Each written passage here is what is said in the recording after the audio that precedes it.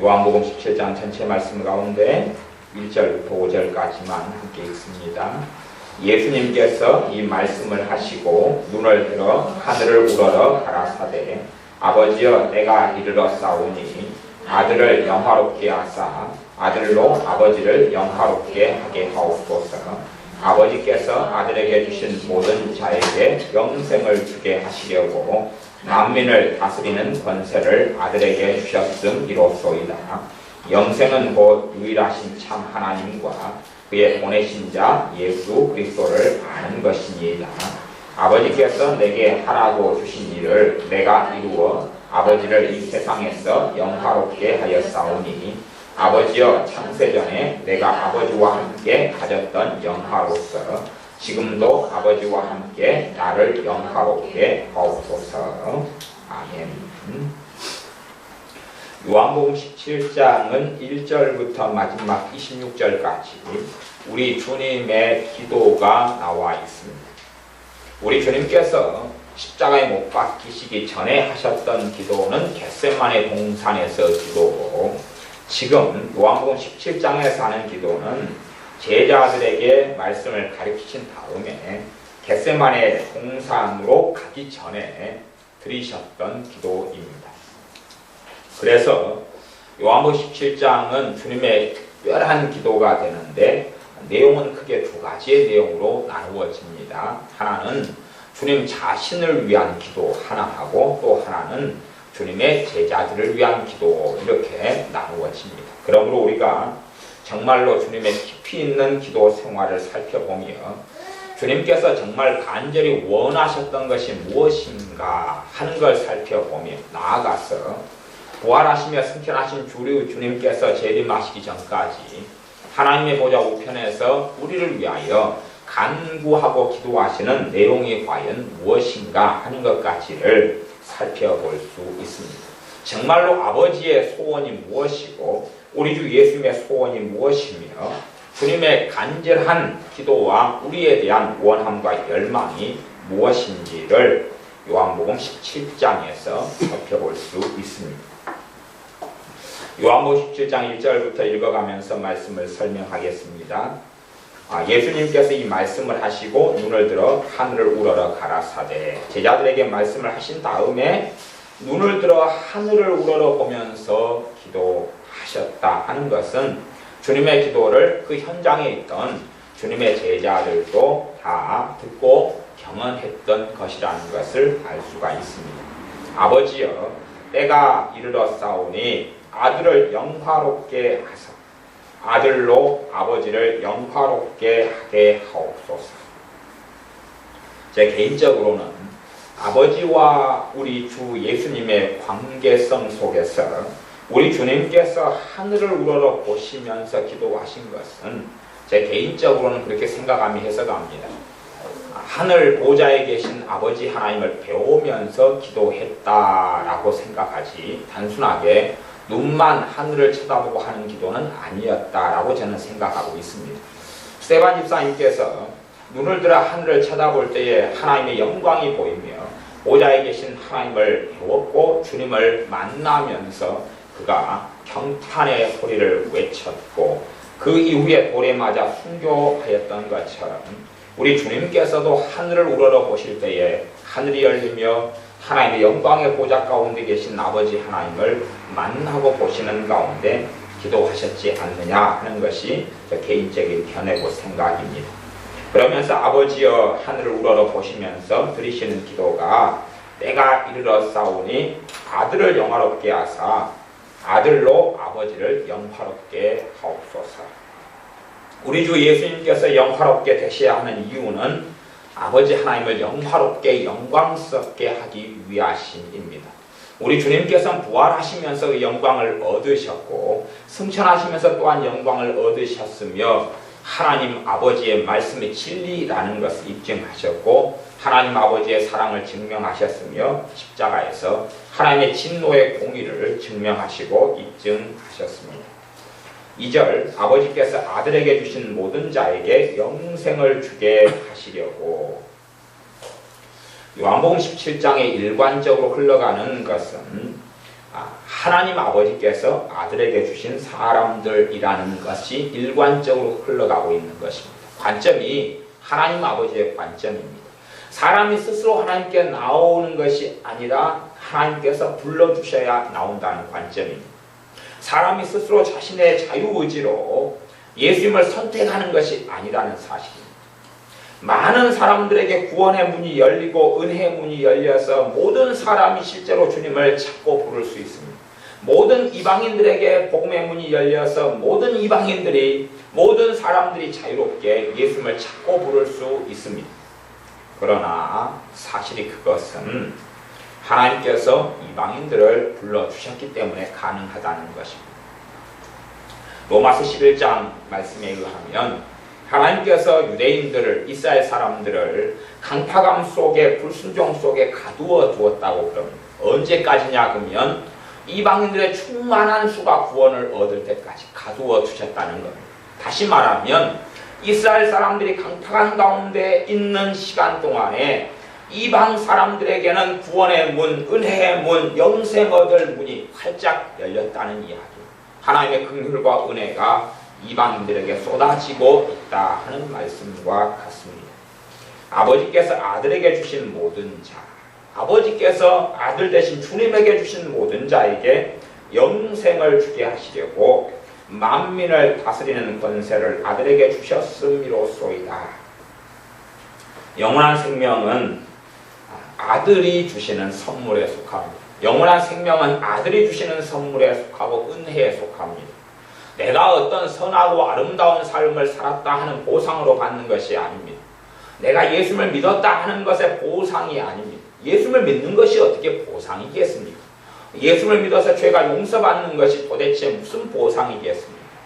자기 중심적이고 이기적인 어리석은 사람들은 예수를 내가 믿은 것이 대단한 어떤 일을 했다라는 착각 속에 들어가 있습니다만은 결코 그것은 은혜에 속한 것이지 아무 일도 아닙니다.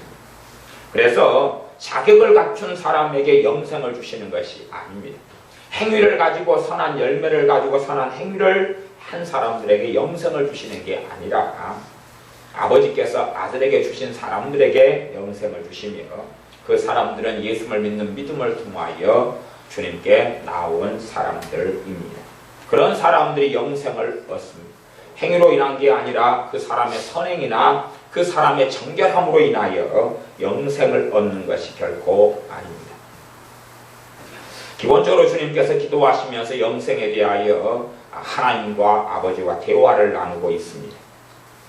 영생은 곧 유일하신 참 하나님과 그의 보내신 자 예수 그리스도를 아는 것입니다 라고 하나님께 기도하고 있습니다. 제자들이 그것을 지금 듣고 있는 중입니다. 정말로 영생 얻는 길이 무엇이냐 하면 유일하신 참 하나님을 아는 것, 그의 보내신 자 예수님을 아는 것, 그것이 영생 얻는 길이라고 말씀합니다.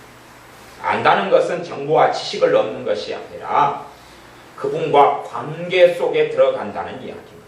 예수님에 대한 정보를 얻어서 그분이 몇 세에 공생의 사역을 시작하셨고 몇 년 동안 공생의 세월을 가지셨으며 또한 주님께서 어떤 말씀을 전하셨다 하는 것을 정보와 지식으로 듣고 아는 것을 아는 것이라고 하지 않고 실제적으로 진리의 말씀을 통하여 하나님 아버지와 관계를 맺는 것, 진리의 말씀 복음을 통하여 믿음을 통하여 예수님과 관계를 맺는 것, 그것이 아는 것입니다.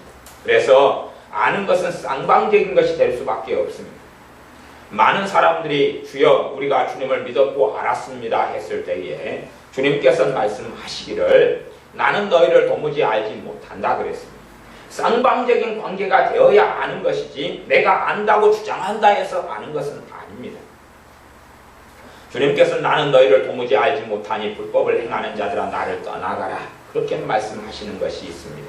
그러니까 사람들은 나는 안다고 생각하지만 정말로 내가 주님을 알고 주님이 나를 아시는 것을 어떻게 확인할 수 있냐 하면 우리 안에 우리의 삶 가운데 역사하시는 성령 하나님의 충만하심과 역사하심과 인도하심을 통해 확인할 수가 있습니다. 정말로 하나님을 아는 자, 그의 아들을 아는 자에게 성령 하나님을 부어주시는 것입니다. 성령 하나님의 역사는 실제적이지 이론적이거나 허구적이거나 허상적이지 않습니다.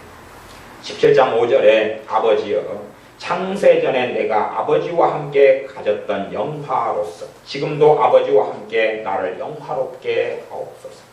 창세전에 아버지 하나님 속에 독생하신 하나님 되신 예수 그리스도께서 거하고 계셨습니다. 창세전부터 이 세상을 만들기 전부터 말씀으로 만들기 전부터 아버지 하나님과 하나이신 분이 예수 그리스도였습니다. 아버지와 아들은 하나이셨습니다. 한 분 하나이셨습니다. 하나이셨습니다. 우리가 그렇게 경험하지 않습니까? 사람도 사실은 그런 걸 경험할 것입니다. 물론 유기적이고 비유적인 이야기이기 때문에 완벽한 설명은 결코 되지 않습니다. 그러면 사람은 육체이기 때문에 부모라는 두 존재가 연합하여 가지고 생명을 만들어냅니다. 그렇죠? 본질적으로 사람에게서 생명이 나옵니다. 원천적으로는 하나님으로부터 주지만 육적인 생명을 이야기하는 것입니다. 그러니까 사람은 남자 여자가 있으니까 그렇다 치더라도 암수가 한 몸에 거하고 있는 자웅동체의 벌레나 어떤 생명체 같다면 그 하나에서부터 생명이 나오죠. 하나에서부터 생명이 나와요.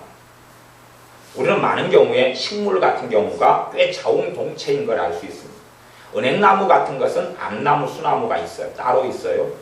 암나무, 수나무가 따로 있어야지만이 옆에 근처에 따로 있어야지 암나무가 열매를 맺죠. 은행 열매를 맺죠. 그러나 대부분의 식물들은 자웅동체, 암수가 함께 존재하죠. 그래서 꽃을 보면 꽃 안에가 암술과 수술이 함께 존재하죠. 그러면서 열매를 맺어요. 그러면 그 생명 안에서 또 다른 생명이 나오죠. 사람이라는 이 생명 안에서 또 다른 생명이 잉태되어 나옵니다.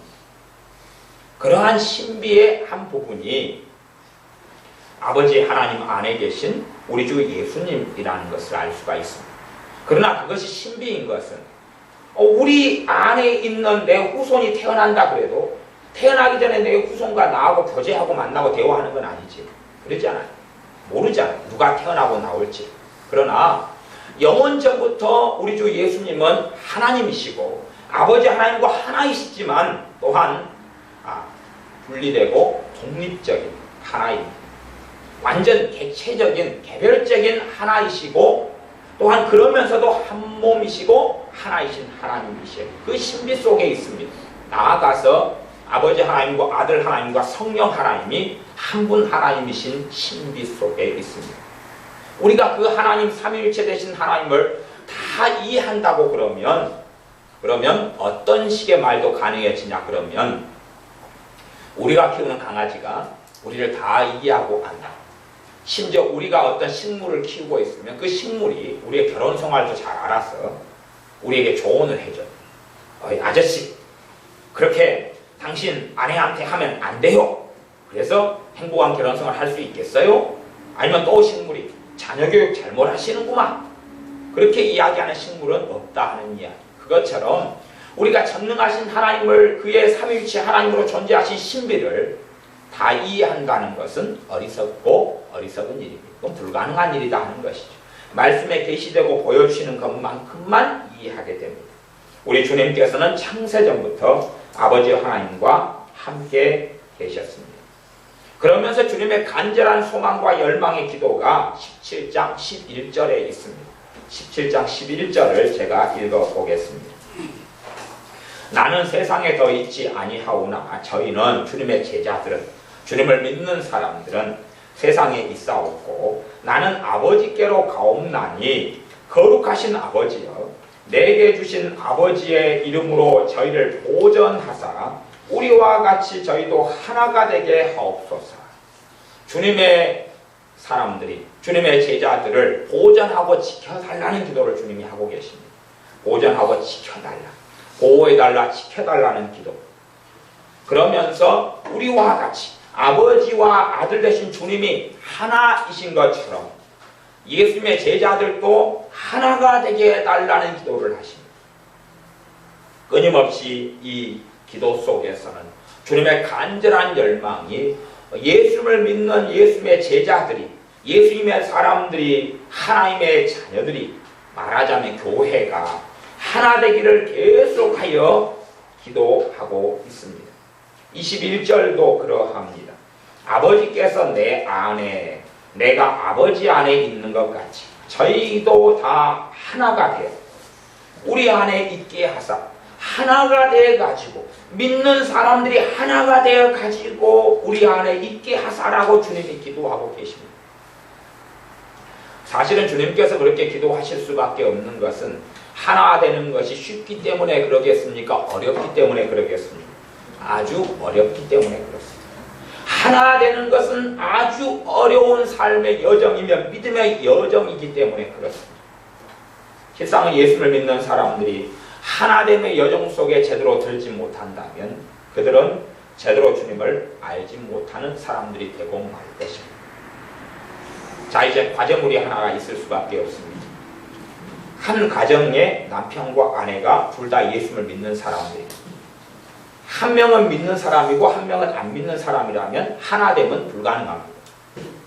둘 다 믿기 전까지는 하나됨은 불가능합니다. 그러나 둘 다 믿는다면 이제 치열한 과정이 남아 있습니다. 둘 다 예수를 믿는 사람이 남편과 아내라면 하나됨의 여정을 걸어갈 수 있을 것이냐 하는 것입니다. 그 여정을 제대로 걸어가지 못한다면 정말로 부부가 아닌 부부관계 속에서도 그 여정을 걸어가지 못한다면 부부가 아닌 관계 속에서는 그 여정을 제대로 걸어갈 수 있을 것이냐 하는 것입니다. 그래서 주님께서는 하나가 되게 해달라고 기도합니다.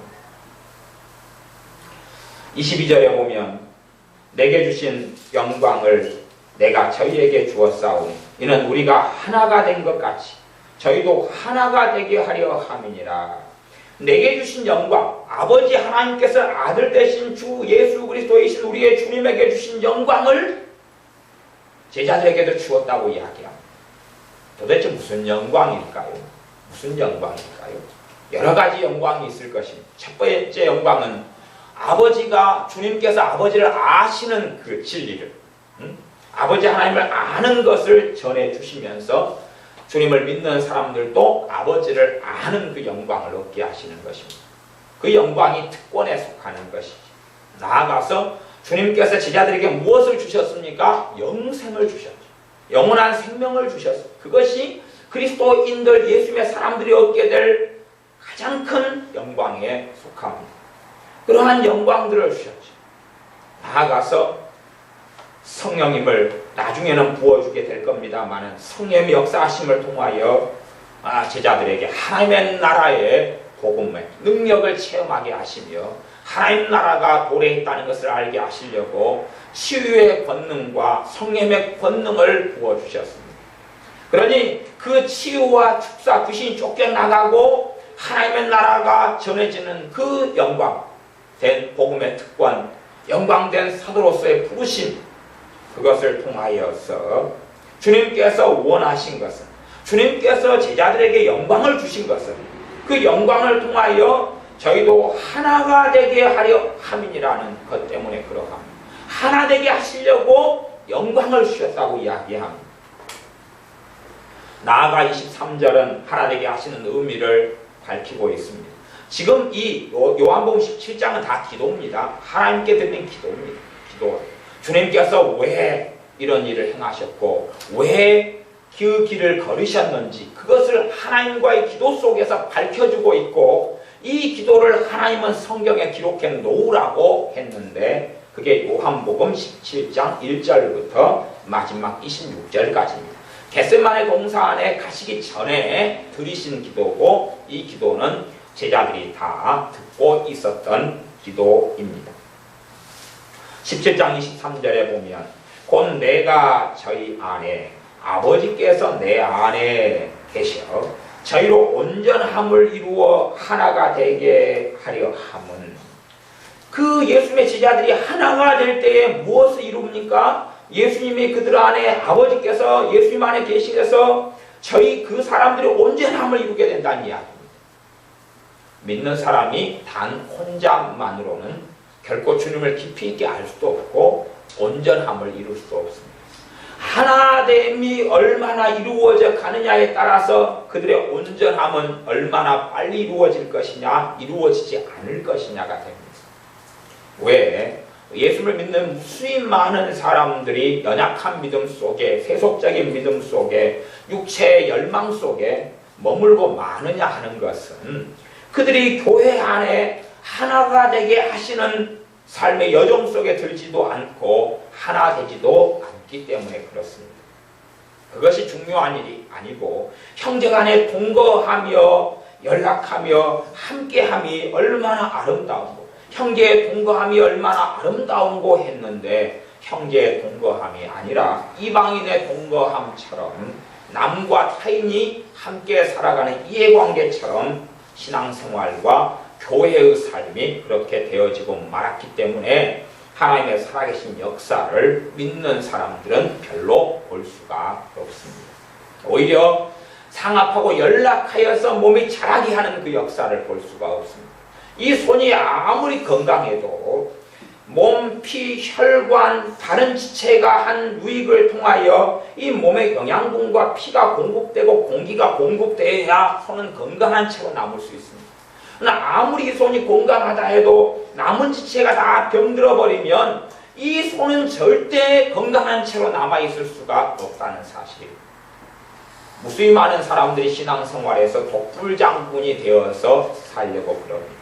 심지어 나만 살려 그러거나 나만 믿음을 유지하면 나는 하나님을 깊이 있게 안다는 착각 속에 있거나 아니면 신학 공부를 많이 하고 성경 공부를 많이 하고 성경만 많이 알면 나는 정말 주님을 깊이 있게 안다고 착각하는 사람들이 많습니다. 그러나 결코 그렇지 않고 하나됨이 이루어지지 않으면 주님을 깊이 있게 알아갈 수가 없다는 사실이고 제대로 믿음 가운데 성장하고 자라갈 수가 없다는 사실입니다. 그것 때문에 주님께서 히브리서 말씀에서는 그렇게 적고 명령하고 계신 것입니다.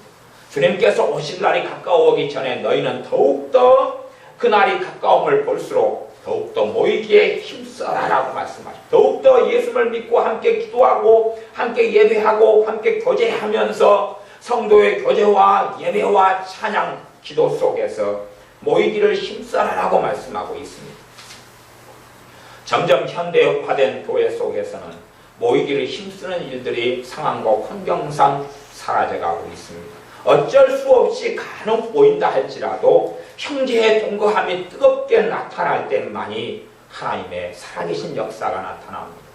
실제로 기적같이 무수하게 많은 일들이 우리 주 예수님의 이름으로 교회 속에 나타날 수 있습니다. 나타날 수 있으나 어떤 교회 가운데 놀라운 하나님의 기적같은 일들이 많이 나타나고 그 영광이 하나님의 영광이 나타나냐 그러면 하나된 교회 속에 나타나는 것입니다. 하나된 교회 속에 나타나는 것입니다. 120명이 마가의 다락방에서 기도하였습니다. 그리고 오순절날 놀라운 성령의 강림이 있었습니다. 그런데 오순절날 성령의 강림이 있을 때에 그 120명의 믿는 사람들은 마음을 같이 하여서 기도에 힘썼다고 이야기합니다. 또한 오순절 성령 강림 이후에도 그들은 한 마음이 되어서 기도에 힘썼다고 이야기합니다. 하나가 되었다는 이야기죠. 그 속에서 놀라운 성령 하나님의 역사하심이 있었습니다.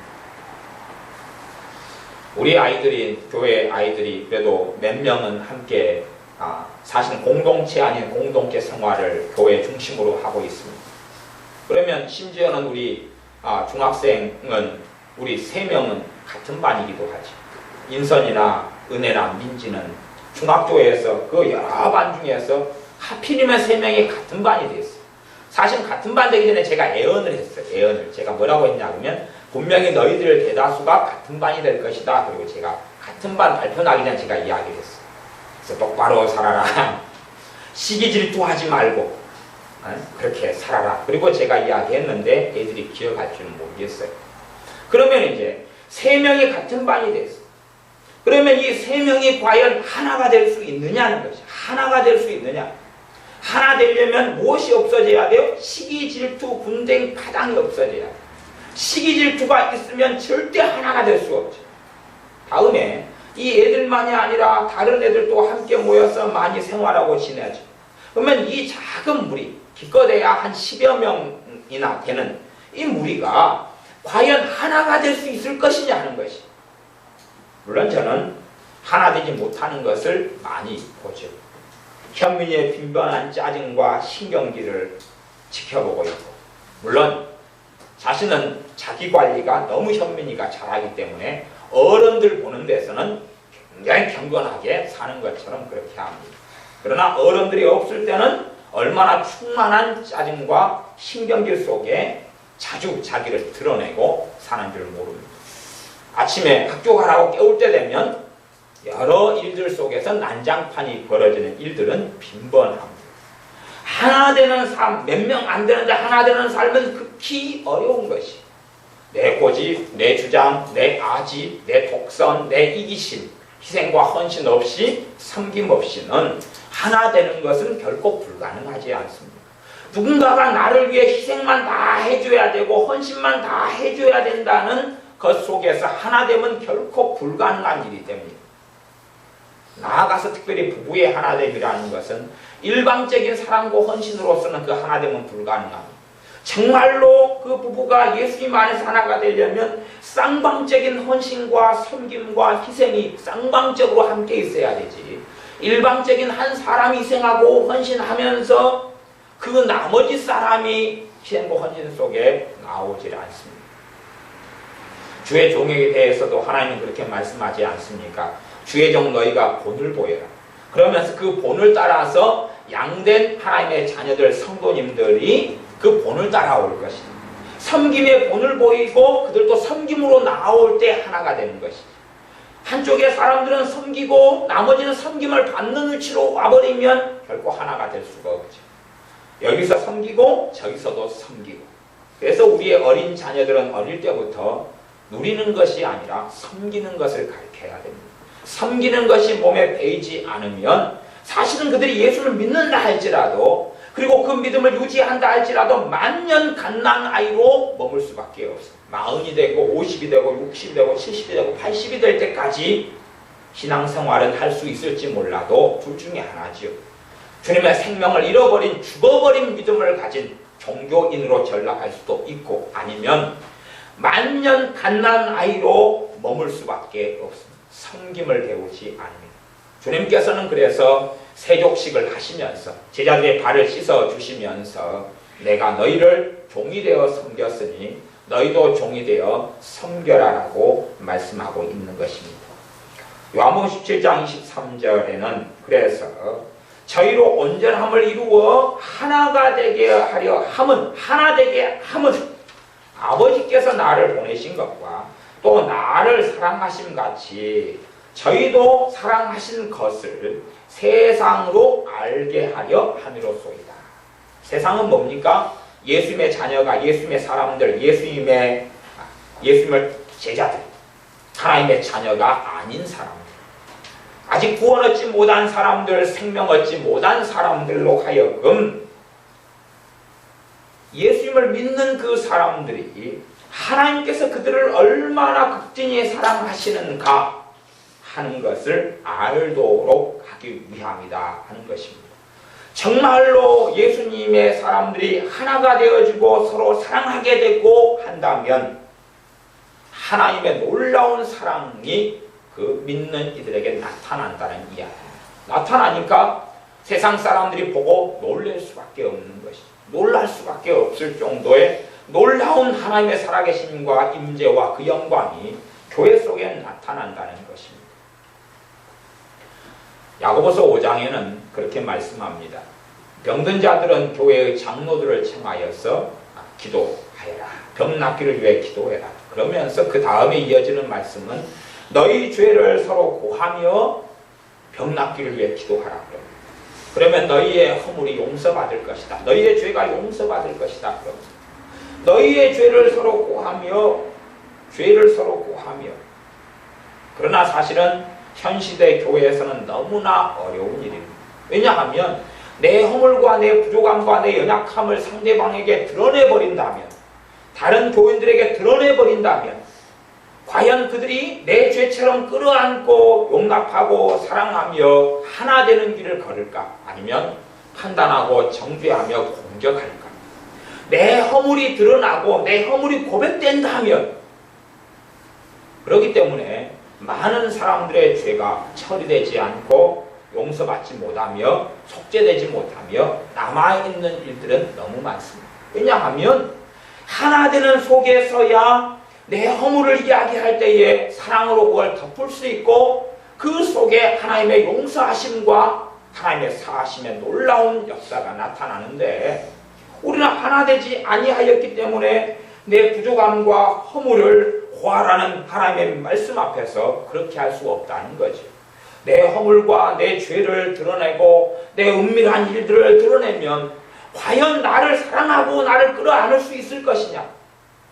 그것이 하나님의 놀라운 영광 가운데 하나인데, 믿는 사람들은 그렇게 하나 되지 않습니다. 형제들 속에서도 마찬가지죠. 한 혈통, 한 부모 밑에 난 형제들 속에서라도 내 허물과 부족함을 드러내버리고 내가 이런 실수를 했노라 드러내버리면 어떻게 생각하겠습니까? 아, 저 사람은 그런 사람이야 라고 판단할 근거를 하나 가지게 되겠죠. 함께 살아가는 사람이 어떤 실수와 허물을 드러내버리고 그런 행동을 했다면 우리는 생각하지 않겠습니까? 아, 이 사람 하나 약점 하나 잡혔어. 이 사람 문제 하나 잡혔어. 아, 이 사람은 이래서 문제가 있어. 2개, 3개, 4개를 들으면 아, 이 사람은 흉악한 사람이야. 이 사람은 문제가 많은 사람이야. 이 사람은 경건치 않은 사람이야. 이 사람은 어리석은 사람이야. 심지어 이 사람은 미혹하는 영에 사로잡혀 있어. 이 사람은 마귀에게 사로잡혀 있는 사람이야. 등등 생각해 버릴 수 있습니다. 왜냐하면 하나 되지 않았기 때문에. 그래서 야고보서 5장 말씀대로 너희 죄를 서로 고하며 그 속에 나갈 수가 없는 것입니다. 그 속에 나아가면 놀라운 치유의 역사와 죄를 속해주시는 하나님의 사랑이심을 야고보서 5장 말씀처럼 볼 것인데, 그러나 그렇지 않기 때문에 교회는 하나님의 영광을 가지고 있지 않게 됩니다. 하나님의 놀라운 사랑의 영광을, 하나님의 놀라운 사랑으로 인한 살아계심을 교회는 가지고 있지 않습니다.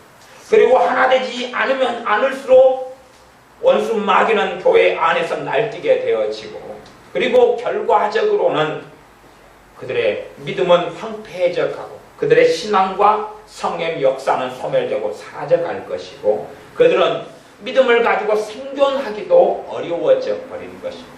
그래서 고린도 교회에 너희는 파당과 분당을 만들지 말고 시기와 질투를 하지 말고 하나 되어라 라고 말씀하고 있는 것과 같이, 우리 주님께서는 끊임없이 주님의 제자들, 하나님의 사람들, 그리스도인들을 위하여 기도하시는 그것은 그들이 하나 되게 해달라는 기도입니다. 주님의 이 요한복음 17장의 기도는 우리에 대한 기도이기도 합니다. 우리를 위한 기도이기도 합니다. 우리를 위한 기도라는 것은 이 요한복음 17장에 기록되어 있는 일이기도 합니다. 단지 이제 예수님의 제자들만이 아니라 그런 것이 아니라 이 제자들을 통해서 예수님을 믿게 되는 사람들까지라도 포함한 기도라고 이 성경은 기록하고 있습니다. 다시 이제 17장 6절로 넘어가겠습니다. 세상 중에서 내게 주신 사람들에게 내가 아버지의 이름을 나타내었나이다. 세상 중에서 내게 주신 사람들에게, 그럽니다. 왜? 주님께서는 진실과 진리를 알고 계시기 때문에 그렇습니다. 혹은 인간적으로, 인본적으로 주님께서 내가 열심히 노력해서 내 사람들을 내가 만들었습니다 라고 아버지께 나아가지 않습니다. 내가 열심히 전도하고 열심히 말씀을 가르쳐서 그래서 이렇게 많은 사람들이 믿게 되었습니다. 그 사람들을 아버지께 드리고 바칩니다. 그렇게 하시는 것이 아닙니다. 하나님의 주권과 하나님의 은혜를 누구보다 우리 주 예수님은 알고 계시기 때문에 내게 주신 사람들에게 내가 아버지의 이름을 나타내었다라고 이야기합니다. 저희는 아버지의 것이었는데 내게 주셨으며 저희는 아버지의 말씀을 지켰나이다 라고 고백하며 기도하십니다. 7절, 지금 저희는 아버지께서 내게 주신 것이 다 아버지께로서 온 것인 줄 알았나이다. 지금 현재 제자들의 마음과 심령 속에 이루어지는 것을 아버지 하나님과의 기도 속에서 고백하고 말씀하고 있습니다. 8절 나는 아버지께서 내게 주신 말씀들을 저희에게 주었사오며 저희는 이것을 받고 내가 아버지께로서 나온 줄을 참으로 아오며 아버지께서 나를 보내신 줄도 믿었사옵나이다. 아버지께서 내게 주신 말씀들을 저희들에게 주었다. 제자들에게 주었다고 말씀합니다. 그리고 그 말씀들의 가장 중요한 것이 성경에 기록되어 있습니다. 특별히 사복음서에는 그게 기록되어 있죠. 그러므로 사실은 정말로 우리 주 예수를 믿는 믿음에서 굳건해지려면 주님께서 제자들에게 주신 말씀들을 또한 우리도 받아야 할지며 그 속에 들어가야 됩니다. 9절 내가 저희를 위하여 비옵나니 내가 비옵는 것은 세상을 위함이 아니요 내게 주신 자들을 위함이니이다. 저희는 아버지의 것이로소이다. 주님의 사람들을 위하여 주님은 빌고 기도하고 계시는 것, 그들을 보존해달라고 지켜달라고 기도하고 계시는 것입니다. 10절 내 것은 다 아버지의 것이요 아버지의 것은 내 것이온데 내가 저희로 말미암아 영광을 받았나이다. 주님의 고백은 한결같습니다. 내 것은 다 아버지의 것이요 아버지의 것은 내 것이다 라는 고백 속에 있습니다. 먼저는 그것이죠. 내 것이 아버지의 것이라는 고백 속에서 그 고백과 그 믿음과 그 삶 속에서 아버지의 것이 내 것이라는 것이 나타나게 됩니다. 많은 믿는 사람들은 정말로 삶 속에서 내 것이다, 아버지의 것이라는 것을 경험하고 체험하고 알고 그렇게 살아가야 하며 실제적으로 다 아버지의 것이라는 것을 누리고 살아가야 마땅합니다. 11절 나는 세상에서 있지 아니하오나 저희는 세상에 있사오고 나는 아버지께로 가옵나니 거룩하신 아버지여 내게 주신 아버지의 이름으로 저희를 보존하사 우리와 같이 저희도 하나가 되게 하옵소서. 이제 주님께서 사명을 다 마치신 다음에 주님께서 다시 재림하시기 전까지 아버지께로 귀가하시고 돌아갈 때가 거의 이르렀습니다. 그래서 내가 이제는 가야 됩니다. 그러하오니 그 사람들, 아버지의 이름으로 주신 그 사람들, 제자들, 아버지의 사람들을 보존해 주십시오. 지켜주십시오. 보호해 주십시오. 그리고 그들도 하나가 되게 해주십시오. 아버지와 내가 하나인 것처럼 아버지와 내가 뜻이 같고 생각이 같고 비전이 같고 목적이 같고 소망이 같고 열망이 같은 것처럼 또한 하나인 것처럼 주님의 제자들, 내 제자들도 하나가 되게 해주십시오. 아버지의 자녀들도 하나가 되게 해주십시오. 목적이 같고 뜻이 같고 비전이 같고 꿈이 같고 열망이 같고 소원이 같고 물론 똑같은 음식, 똑같은 옷을 입고 산다. 그런 이야기는 결코 아닙니다. 12절 내가 저희와 함께 있을 때에 내게 주신 아버지의 이름으로 저희를 보존하와 지켰나이다. 주님께서 제자들과 함께 있을 때는 주님이 지켰다고 이야기합니다. 주님의 제자들을 지켰는데 이제는 가셔야 하기 때문에 아버지께 지켜달라고 기도하시는 것입니다. 그 중에 하나도 멸망치 않고 오직 멸망의 자식뿐이오니 이는 성경을 응하게 함이니이다. 이미 가룟 유다는 자살하기 전에 이미 군병들을 데리고 와서 예수님을 넘겨주기 전에 이미 멸망의 아들로 판명나고 말았습니다. 그는 다시금 회개할 기회를 다 잃어버린 자가 가룟 유다입니다. 가룟 유다는 진정한 믿음 가운데 주님께 나오지 않았습니다. 그가 사도의 자리에 있었고 그가 하나님의 영광의 자리에 있었고 치유의 자리에 있었고 진리의 말씀을 듣는 자리에 있었는데 그 진리의 말씀을 받아들이지 않았다는 것은 얼마나 가룟 유다가 강팍했고 악했다는 것을 알 수가 있습니다. 그가 사도 중에 하나이었으나 그러나 주님을 배신한 자가 되고 말았고 그래서 주님께서는 다 지켰다. 멸망의 자식, 멸망할 그 자식 하나 빼놓고는 다 지켰다. 주님께서 아버지께서 주신 모든 사람은 내가 다 지키고 보존했습니다. 라고 이야기합니다.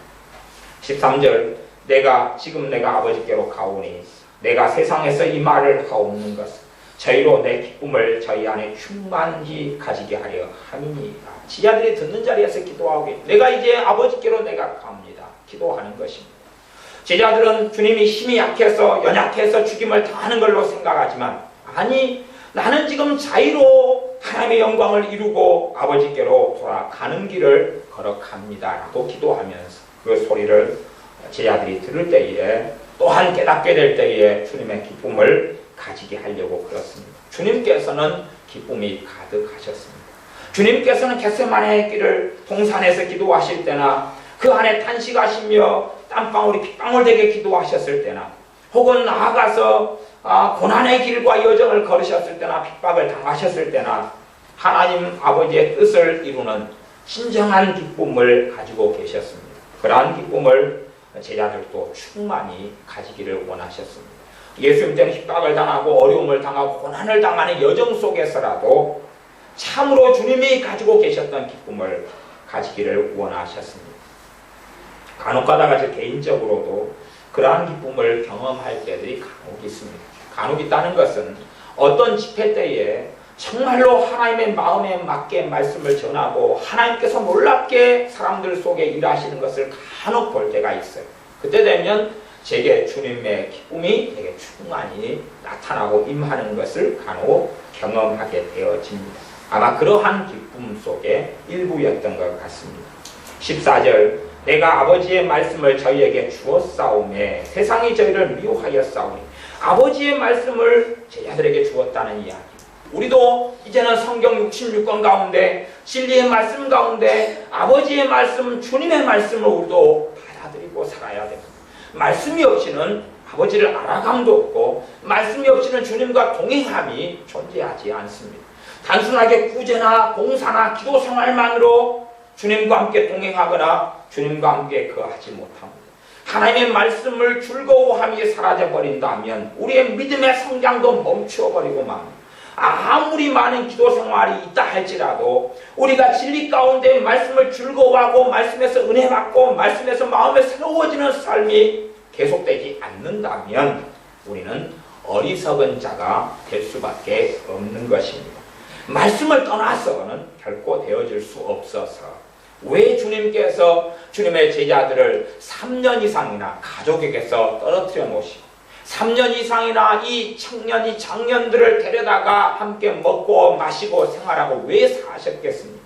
끊임없이 말씀을 가르치시려고 그러시는 것입니다. 끊임없이 아버지께서 주신 말씀을 주시려고 그러시는 것입니다.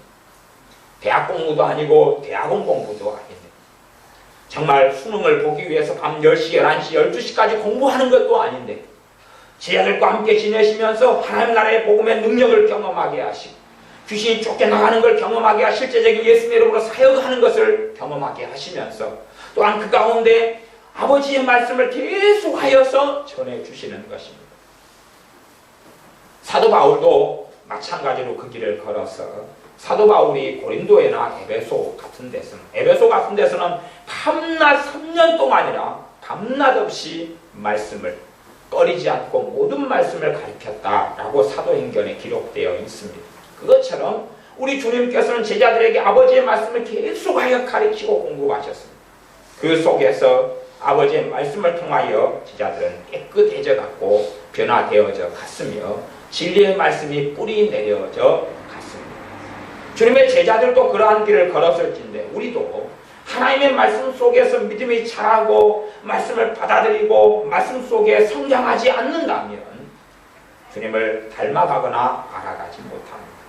꾸준하게 우리가 가령 10살 때부터 20살 때까지 10년 동안 열심히 매일같이 20분, 30분씩 기도한다고 해도 하나님의 말씀 속에서 은혜 받지 못하고 하나님의 말씀을 즐거워하고 사랑하고 사모하고 말씀 속에서 믿음이 성장하지 않는다면 그것은 연약한 촛불을 10년 동안 켜 있는 것과 다를 바가 없습니다. 겨우 촛불만은 유지했는지 몰라도 더 큰 불길은 일으키지 못하는 것입니다.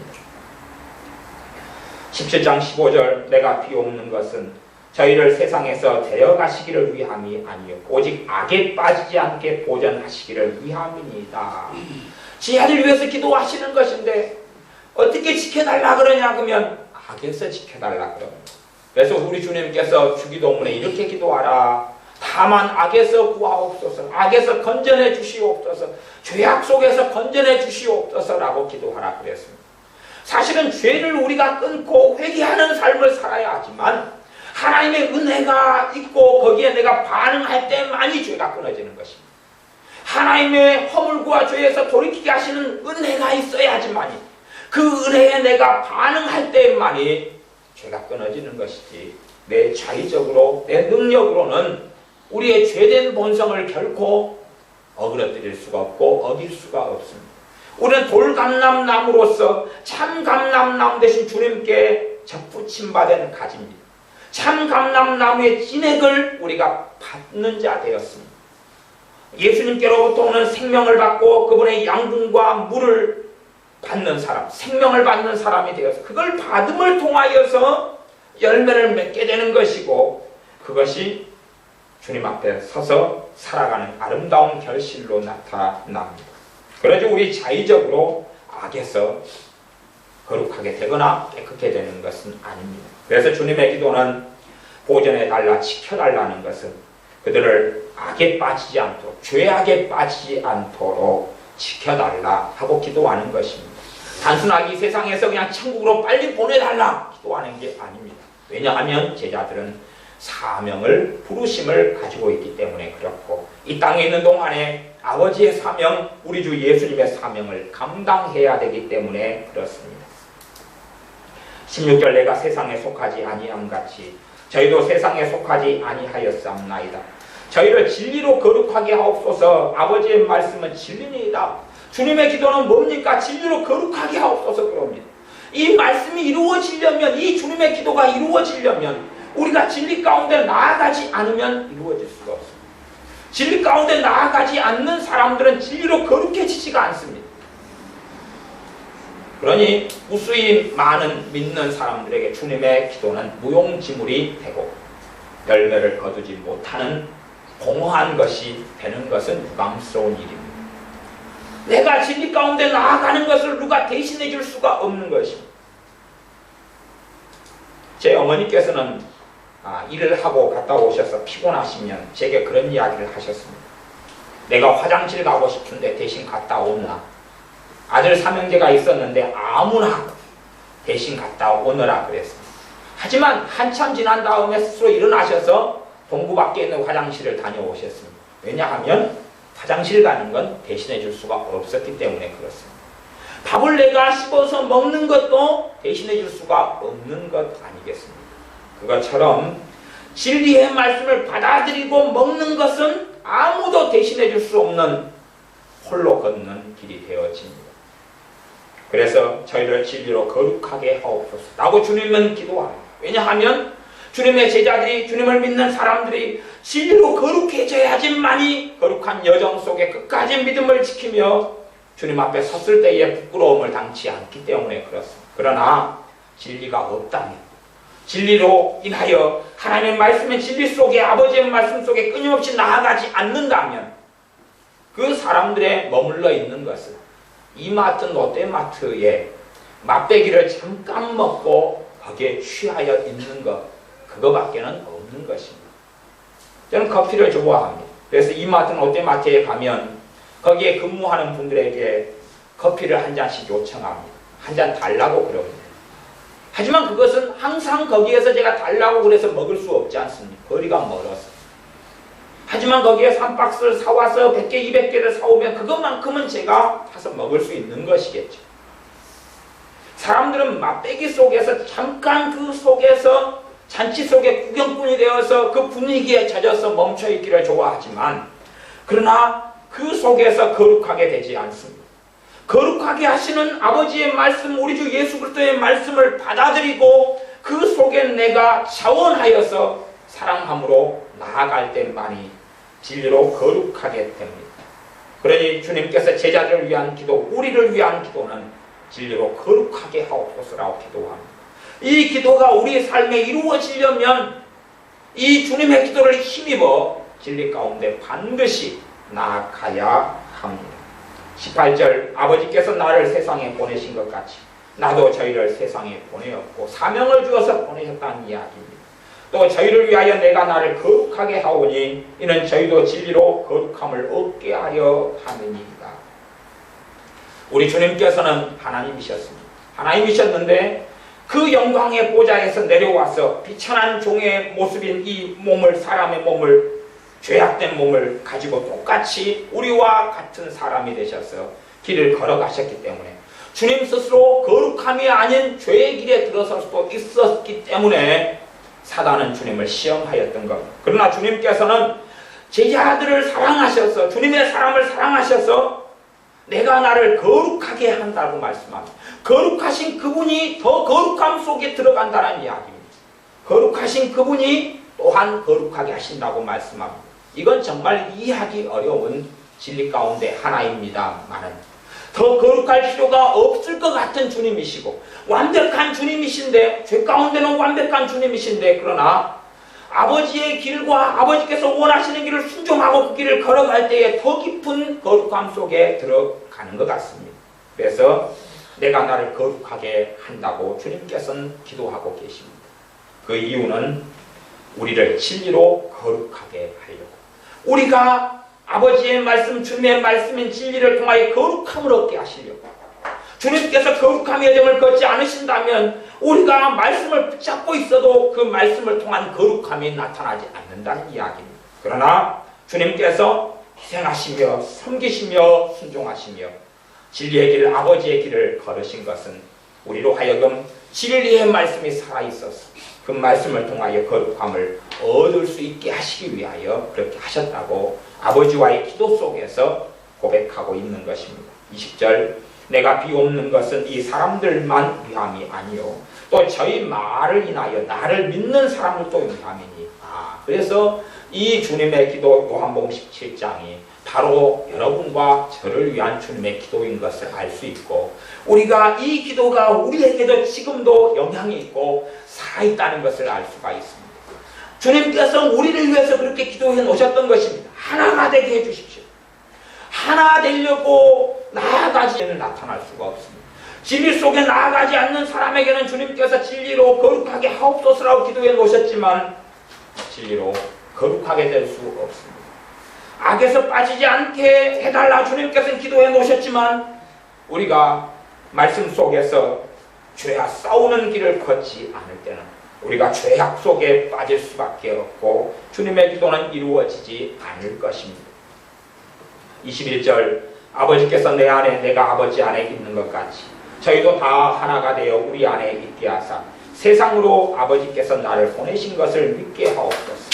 믿는 하나님의 자녀들이, 제자들이, 예수님의 사람들이 하나가 되어지면, 교회가 하나가 되어지면 세상 사람들은 보고 이제는 안다는 사실입니다.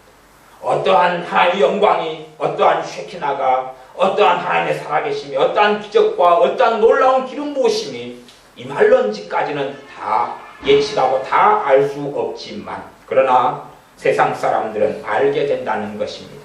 저들이 예수님의 사람들이구나, 저들이 아버지 하나님의 사람들이구나 라고 안다는 것입니다.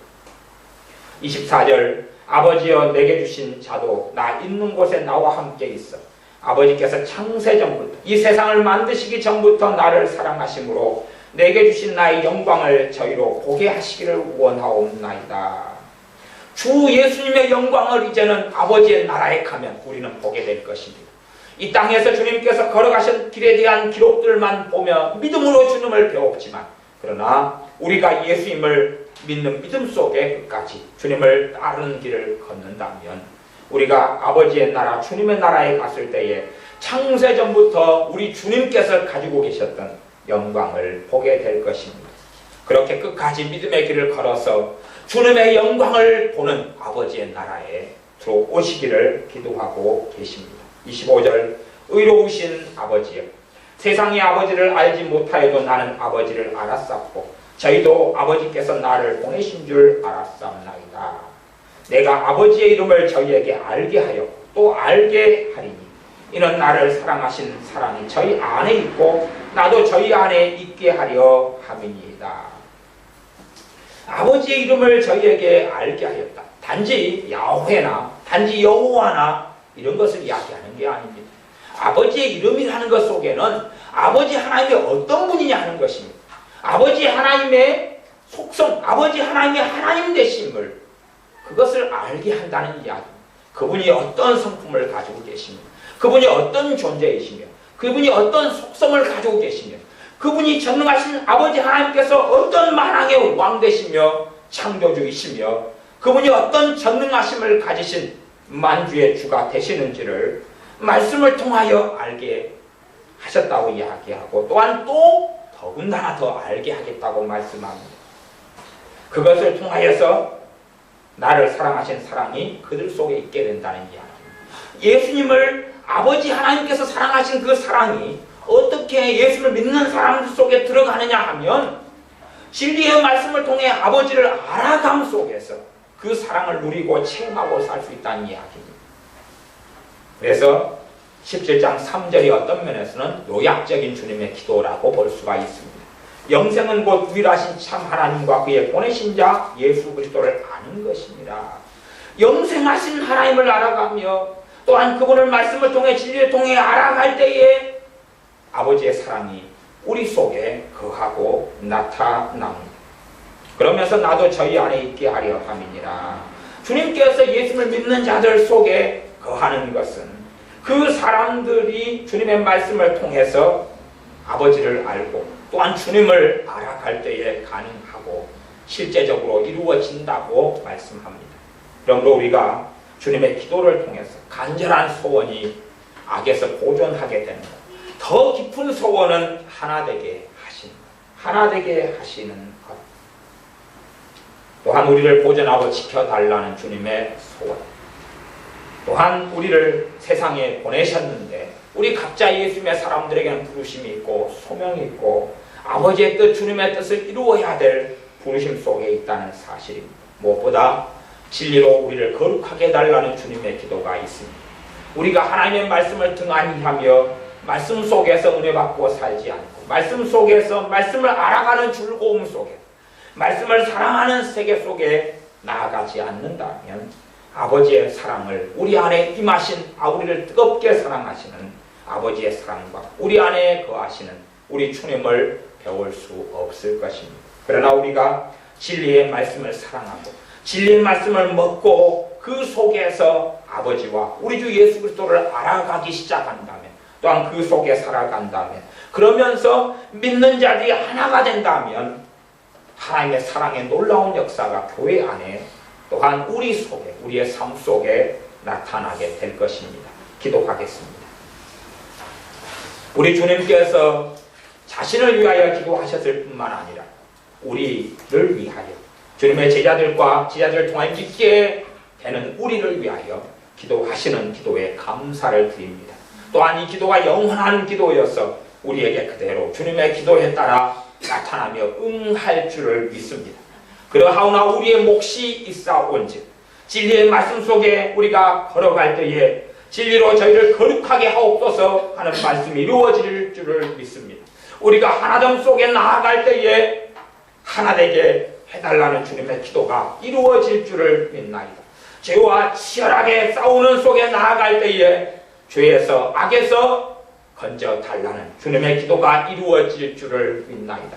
그러므로 우리가 죄와의 싸움을 멈추지 않고 싸워나가게 하시며 무엇보다 진리의 말씀을 사모하여 말씀을 통하여 아버지 하나님과 우리 주 예수 그리스도를 아는데 게으르지 않게 하여 주시며 단지 이론적이고 사변적인 그러한 지적인 신앙이 아니라 하나님의 말씀을 통하여 자라가며 성장하며 그 하나님의 말씀을 통하여 자라고 성장하는 것이 신자들과의 관계 속에 교회 속에서 하나됨으로 반드시 열매를 맺추어서 허구적이고 이론적이고 탁상공론이 아니라 하나님의 말씀이 삶 속에서 교회 생활 속에서 믿는 자의 관계 속에서 열매 맺음으로 하나님의 놀라운 사랑의 역사가 기름 붓고 하나님의 영광이 우리의 삶 속에 나타나 세상으로 하여금 우리가 하나님의 사람들인 것을 하나님의 자녀들인 것을 알게 하여 주시옵소서. 예수님의 이름으로 기도하옵나이다. 아멘.